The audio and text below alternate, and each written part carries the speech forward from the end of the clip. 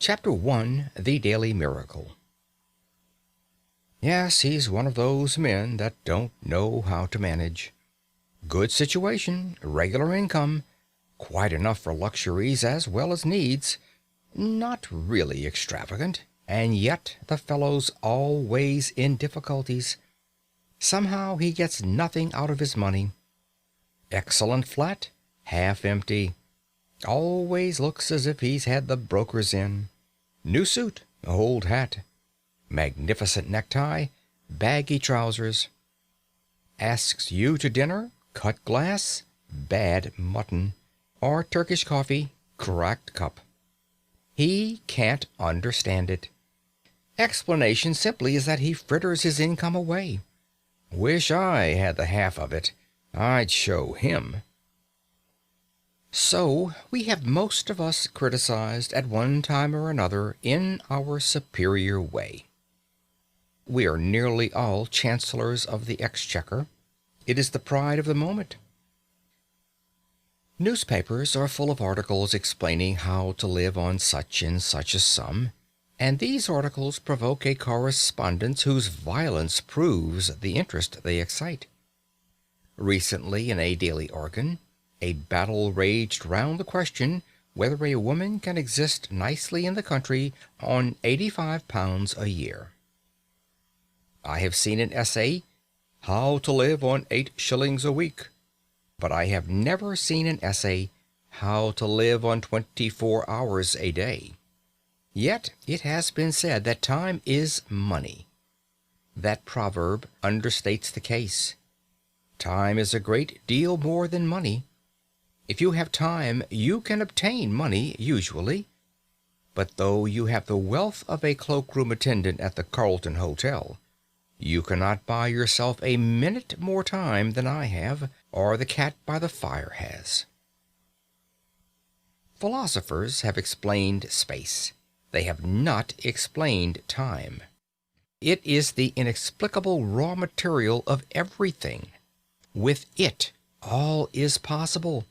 Without it, nothing. The supply of time is truly a daily miracle, an affair genuinely astonishing when one examines it. You wake up in the morning, and lo, your purse is magically filled with 24 hours of the unmanufactured tissue of the universe of your life. It is yours. It is the most precious of possessions. A highly singular commodity showered upon you in a manner as singular as the commodity itself. For remark, no one can take it from you.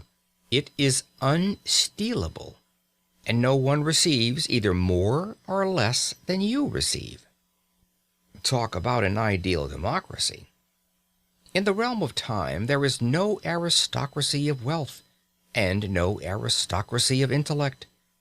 Genius is never rewarded by even an extra hour a day, and there is no punishment.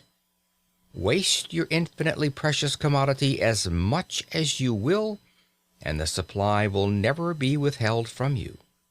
No mysterious power will say, "This man is a fool, if not a knave. He does not deserve time. He shall be cut off at the meter." It is more certain than consols, and payment of income is not affected by Sundays.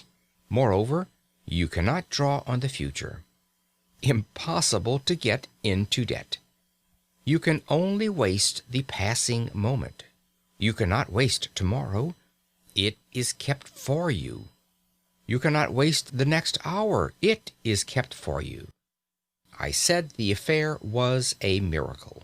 Is it not? You have to live on 24 hours of daily time. Out of it you have to spin health, pleasure, money, content, respect, and the evolution of your immortal soul. Its right use, its most effective use, is a matter of the highest urgency and of the most thrilling actuality. All depends on that. Your happiness, the elusive prize that you are clutching for, my friends, depends on that. Strange that the newspapers, so enterprising and up-to-date as they are not full of how to live on a given income of time, instead of how to live on a given income of money. Money is far commoner than time. When one reflects, one perceives that money is just about the commonest thing there is. It encumbers the earth in gross heaps.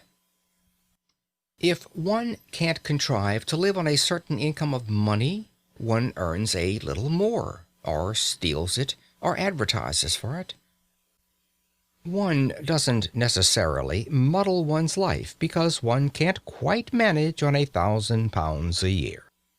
One braces the muscles and makes it guineas and balances the budget. But if one cannot arrange that an income of 24 hours a day shall exactly cover all proper items of expenditure, one does muddle one's life definitely. The supply of time, though gloriously regular, is cruelly restricted. Which of us lives on 24 hours a day? And when I say lives, I do not mean exists, nor muddles through. Which of us is free from that uneasy feeling that the great spending departments of his daily life are not managed as they ought to be? Which of us is quite sure that his fine suit is not surmounted by a shameful hat, or that in attending to the crockery he has forgotten the quality of the food? Which of us is not saying to himself, which of us has not been saying to himself all his life, I shall alter that when I have a little more time? We never shall have any more time. We have, and we have always had, all the time there is. It is the realization of this profound and neglected truth, which, by the way, I have not discovered, that has led me to the minute practical examination of daily time expenditure. End of Chapter 1.